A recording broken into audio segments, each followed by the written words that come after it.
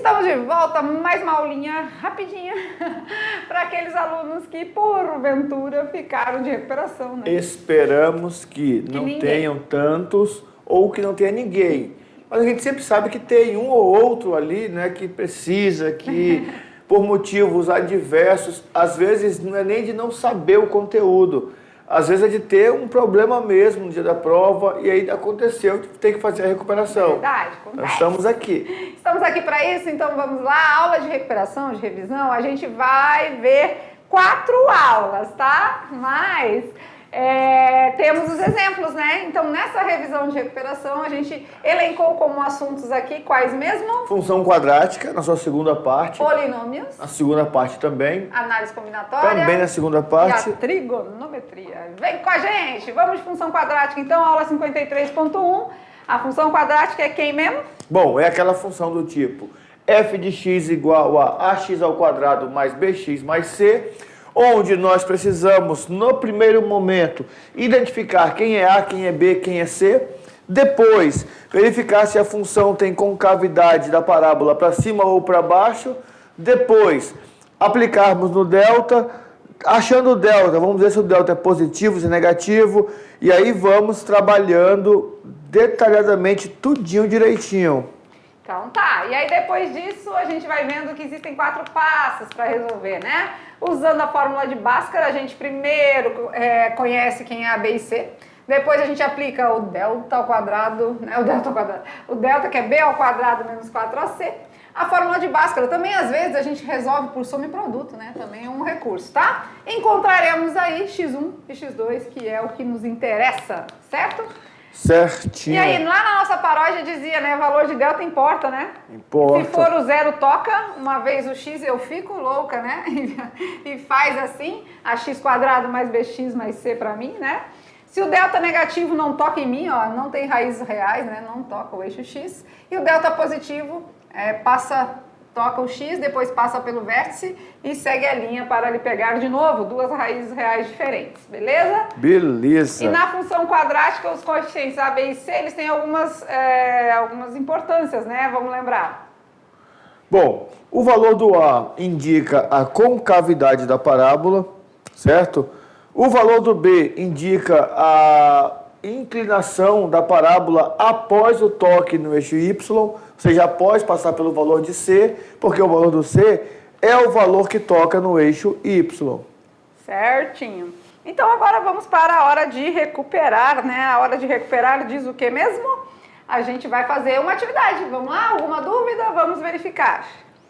Bom, considere abaixo, né, a parábola abaixo e responda. Então temos aqui uma parábola que passa no eixo Y tocando no ponto, toca em 2 pontos no eixo X, tem ali, né, um ponto de mínimo. Então, com isso, nós temos uma função do segundo grau e muitas informações sobre essa parábola. Por exemplo, já podemos afirmar com certeza que essa função tem o valor do A positivo. Certo. Porque a concavidade da parábola está voltada para cima. Carinha feliz, né? Olha só, sorrisão. Sorrisão quer dizer que o nosso A é maior que 0, positivo. Quem são as raízes da função? x1 e x2, onde toca o eixo X. Então, as raízes x1 é 1 e x2 é 3, certo? Letra C, o que ele quer? O sinal do coeficiente B. Primeiro vamos fazer a letra D? Bora. Quem é o C? O C é igual a 3, 3. Tocou ali. Depois que passou o C, tá descendo ou tá subindo? Descendo. Então o B é negativo, menor que 0. E ele quer ainda as coordenadas do vértice. Quem é o vértice, gente? Esse lugarzinho onde muda o sentido do movimento. Então o vértice é 2 para x e menos 1 para y, ó, o encontro de informações. Beleza? Beleza. Então essa é a resolução da questão que envolve a função quadrática, reconhecendo os elementos e os detalhes aí. Beleza. Vamos de segundo assunto então agora. Na aula 59.1 a gente falou dos polinômios, vamos lembrar?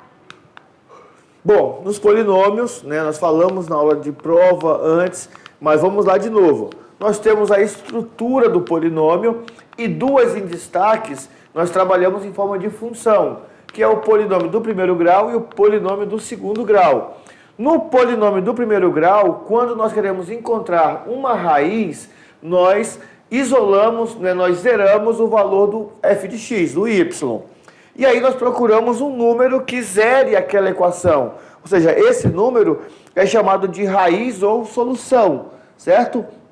Então isso são soluções de uma equação, de um polinômio do primeiro grau. No segundo grau, nós vimos que para encontrar as raízes, nós precisamos usar o dispositivo chamado de Bhaskara, aplicando delta, fazendo tudo direitinho. E nós temos um procedimento também para multiplicação de polinômios. Multiplica número com número e multiplica letra. Se a letra é igual, você aplica a propriedade da potência, repete e somos expoentes. E aí nós temos um dispositivo para realizar a divisão de polinômios. Isso, então o que a gente faz? Pega a raiz, né? Quem é a raiz aqui? 2, né? Que é quem zera. Então a gente pega a raiz, coloca aqui, e aí a gente vai baixando os coeficientes, ó. Beleza? Por que zero? Porque a gente tem 0x ao cubo, então tem que ser 0. Aí aqui a gente também tem 0x. E depois o 1, né? Aí a gente faz o processo, multiplica, soma, e assim a gente vai indo, chegando no resto da nossa solução e o novo polinômio que é o quociente dessa divisão, certinho? Certinho. Para isso temos que praticar, né? Então vamos lá, de hora de recuperar, vamos ver? Bora.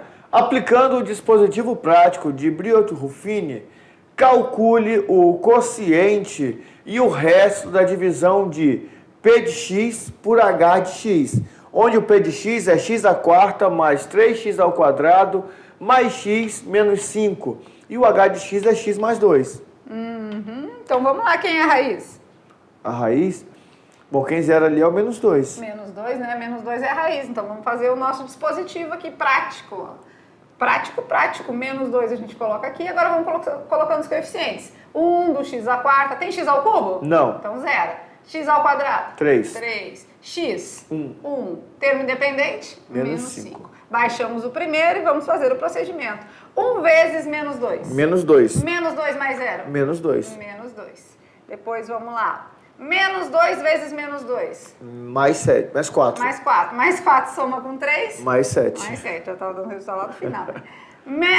7 vezes menos 2. Menos 14. Menos 14 mais 1. Fica menos 13. Menos 13. Beleza? Vamos de verdinho agora. Menos 13 vezes menos 2. Mais 26. Mais 26. Tira 5. Mais 21. Mais 21. Aí a gente separa aqui, né? Quem é o nosso resto?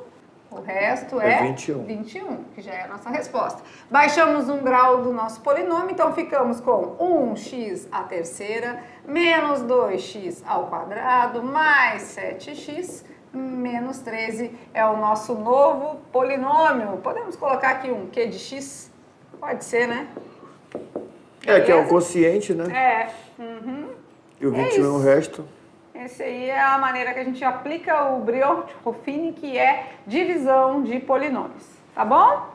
Vamos para a próxima então. O próximo assunto a revisar é a análise combinatória na aula 65.1. Vamos relembrar e fazer uma atividade. Bom, e a análise combinatória é um conteúdo da matemática que é utilizado como, né, um argumento de contagem. Nós usamos para contar. Contar o quê? Contar aqueles problemas que às vezes fica muito complicado você pensar só olhando a situação. Por exemplo, eu tenho 10 carros, né, de uma coleção e quero colocar esses 10 carros numa prateleira para ornamentar a prateleira. Bom, se eu tenho 10 carros e vou arrumar esses 10 carros numa prateleira, significa que os 10 carros vão ficar alinhados ali, enfileirados na prateleira. Daí, eu só preciso escolher qual vai ser a ordem desses carros na prateleira. Então, quer dizer que a permutação simples é o meu problema que eu vou aplicar para resolver essa situação. Porque a permutação só se preocupa em ordenar, colocar os termos em ordem. Depois, vamos imaginar que eu queira daqueles carrinhos lá, escolher 2, né, para brincar. Então agora, além de ter colocado em ordem, eu preciso escolher. Então aí arranjo. Certo. Então nós estávamos falando de permutação, né? Isso. E tem aquela com repetição também, que é o caso dos anagramas, né? Vamos supor que eu tivesse algum carrinho lá que fosse da mesma cor Isso. e não quisesse colocar ou quisesse colocar de qualquer jeito lá. Então aí tem repetição. Agora, se eu quiser só ordenar, só escolher. Aí seria uma combinação. Combinação, só escolher, né? Então, importantíssimo aquele slide ali, ó, sem ser esse aqui das equações, é você entender o procedimento. Então, esse aqui é fundamental, você saber o que cada um faz, ó, o que cada um faz, certo? Certinho. Joia. Vamos em frente, então?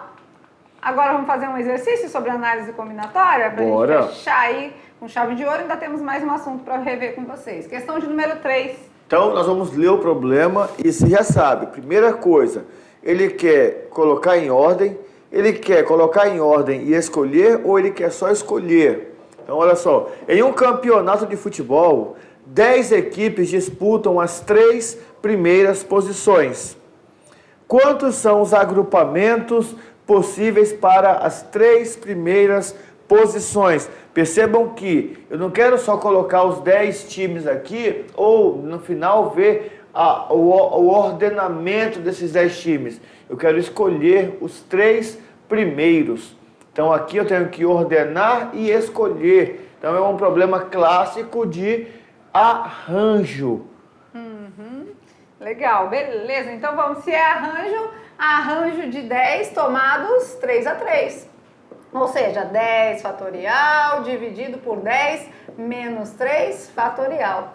10 fatorial dividido por 10 menos 3, 7 fatorial. Ou seja, 10 vezes 9 vezes 8 vezes 7 fatorial dividido por 7 fatorial. Que a gente corta e fica apenas com 10 vezes 9 vezes 8. Lembra que o arranjo também é um princípio multiplicativo com menos elementos, Isso. né? 8 vezes 9, 72, vezes 10, 720. Então, são os agrupamentos possíveis, tá? Então, essas são as possibilidades. Então, na nós nossa temos... avaliação, vão cair só os simples, né? Isso. Isso mesmo. Nós temos aqui, então, 720 maneiras diferentes de termos os 3 primeiros colocados nesse campeonato aqui, ó. Legal. Certinho. Vamos de aula 67.1, falar um pouquinho agora para finalizar de trigonometria. Bom, a trigonometria é uma aplicação do triângulo retângulo e os seus ângulos. Então, na trigonometria, nós temos que pensar no seguinte. Bom, eu vou ter que usar o quê? Eu tenho que usar o quê? Seno, cosseno ou tangente. Isso. Para eu descobrir se eu vou usar seno, cosseno ou tangente, eu preciso conhecer o triângulo retângulo. Por exemplo, olhei para o triângulo retângulo, primeira coisa que eu faço, marco a hipotenusa. Ali está a hipotenusa, beleza, marquei a hipotenusa. Aí eu vou ver o ângulo que eu tenho. Está determinando que aquele cateto é oposto ou adjacente. Cateto oposto é o cateto que está do outro lado do ângulo. Cateto adjacente é o que está ao lado do ângulo. Então aí eu tenho as relações. Seno é a razão entre o cateto oposto e a hipotenusa. Cosseno é a razão entre o cateto adjacente e a hipotenusa. E a tangente é a razão entre o cateto oposto e o cateto adjacente. Beleza, e com isso a gente usa o bate-sino da trigonometria, né, que envolve os nossos arcos notáveis, já mencionados anteriormente, e claro, a gente precisa de 4 passos para resolver. Melhor do que a teoria e a prática, acho que vamos direto no nosso exemplo, né, no tirando as dúvidas, que a gente já faz já mostra como acontece. Caso o arco não seja dos notáveis, você precisa recorrer a essa tabelinha verdinha aqui, ou o exercício vai te falar os valores, você só vai precisar identificar se é seno, se é cosseno ou se é tangente, certo? Certinho. Hora de recuperar alguma dúvida, vamos verificar então? Uma inclinação tem 40 metros de comprimento e forma com o plano horizontal um ângulo de 30 graus. A que altura está situado o ponto mais alto da inclinação? Certo, então vamos lá. Então, como foi falado na revisão, primeira coisa, quem é a hipotenusa? A hipotenusa é o 40, né? Porque é o lado que fica oposto ao ângulo reto, 90 graus. Isso. Beleza. Então, hipotenusa... 40 graus. Metros. 40 metros. Aí eu olho para o ângulo agora, 30. 30 E o cateto que eu tenho? É oposto. Oposto. O cateto oposto é a altura, na verdade, que eu estou querendo encontrar, né? Beleza. Tá vendo? Agora identificou os elementos, Isso. Né? Qual que é a razão que eu vou usar? Usando hipotenusa e cateto oposto? Seno. Ah, beleza. Então, seno de um ângulo é que usa cateto oposto sobre hipotenusa. Que seno de quem? De 30 graus. Cateto oposto eu já sei que é a altura. E a hipotenusa é 40. Tá vendo que aqui a gente consegue identificar bem a diferença entre altura e hipotenusa? Porque tá parecendo que é tudo H, né? Mas tem o H da altura e tem o H da hipotenusa. Tá? Beleza? O da hipotenusa aqui. Vamos lá agora fazer o cálculo, né? Montar as razões, ou seja, quanto que é seno de 30? 1 sobre 2. Lá no baixo-sino da trigonometria. H sobre 40. Podemos multiplicar cruzado e vamos lá. 2 vezes H? 2H. 40 vezes 1? 40. 40. Tá multiplicando, passa dividindo. 40 dividido por 2. A altura é de 20 metros. E aí cai naquela situação que nós explicamos para eles, que quando o nosso arco for de 30 graus, a hipotenusa é o dobro do cateto oposto, ou o cateto oposto a metade da hipotenusa. Então, se você lembrar disso, vai facilitar a sua vida, não precisava nem calcular nada, né? Isso. Professor, mas aí na prova é bom que você faça o cálculo, né? Mas numa situação de exame nacional, de vestibular, se eu sei dessa regrinha do ângulo de 30 graus e o cateto oposto e a hipotenusa, eu posso aplicar direto e ganho tempo. Né? Quando nós damos essas dicas para vocês aqui, não é que você não tem que aprender a fazer, tem que aprender a fazer, que é bom, mas é que você pode, no vestibular, ganhar tempo. A nossa prova não é uma prova que precisa ganhar tempo, porque são 5 questões, 4 de múltipla escolha, que você tem que fazer também ali a continha, e uma para você fazer o cálculo. E 1 hora de prova, então quer dizer, não precisa correr, dá o quê? São 60 minutos, 5 questões, 12 minutos por questão. Nossa, é tempo demais. Nossa né? Senhora. Beleza? E agora a gente finaliza aqui também, deixando o nosso abraço, né? Chegando ao fim. E como sempre, a gente fica feliz de participar, né, de fazer parte da trajetória de vocês, todo o ensino médio na mediação tecnológica. Vocês são já uns vitoriosos, né, estudar o ensino mediado por tecnologia, algo diferenciado, mas que vocês deram conta do recado, abraçaram a causa, porque, né, muitas das vezes não tem os professores de áreas aí disponíveis, né, nas localidades. Isso. Então a mediação tecnológica vem com esse propósito aí de auxiliar nesse sentido. Né? Eu até lembrei da fala dos nossos estudantes egressos, né, da mediação, que estavam na faculdade, que eles diziam assim, lá na nossa região, não é? A educação era bem precária, porque não é porque não tinha professor, é porque tinha pouco professor. E o professor que tinha que dar aula de um monte de disciplina. Às vezes então, nem quer dizer, a sua formação. Às vezes nem é o mau gosto do professor, mas assim, eu domino matemática. Eu até consigo dar aula de física, mas eu vou dar aula de geografia, de história. A gente até tenta ajudar, faz o máximo, faz a tripa coração para fazer, mas não é a mesma coisa. Aí vocês têm à disposição agora professores de áreas específicas, mesmo sabendo que, às vezes, você está chegando aqui na escola cansado, aí ficar vendo ali a aula, né, por isso que a gente matemática é sempre aqui, ó, vai lá, vai cá, chama, volta, vai, corre, grita. Dinamizar o máximo possível para ser mais atrativa aí para vocês, né? Mas a gente então, vamos finalizando a nossa aula de número 72, a gente chega aí de fato ao final do terceirão e com aquela gratidão no coração por tudo que a gente passou junto, por todos os momentos. Então aqui fica o nosso abraço carinhoso a todos os professores presenciais, a cada aluno da mediação, o nosso carinho, novamente o nosso respeito e a nossa consideração. Certinho? Certinho. Um abraço no coração, a gente se encontra por aí na vida, né? Acreditamos aí que sempre é possível, já encontramos alguns ex-alunos em determinados momentos e o que a gente pode desejar é sucesso, é felicidade, é saúde e que o que vocês escolherem para trilhar o caminho de vocês na vida profissional, façam com amor que com certeza vai dar certo. Beleza, gente? Um beijo no coração e até algum dia. Tchau, tchau!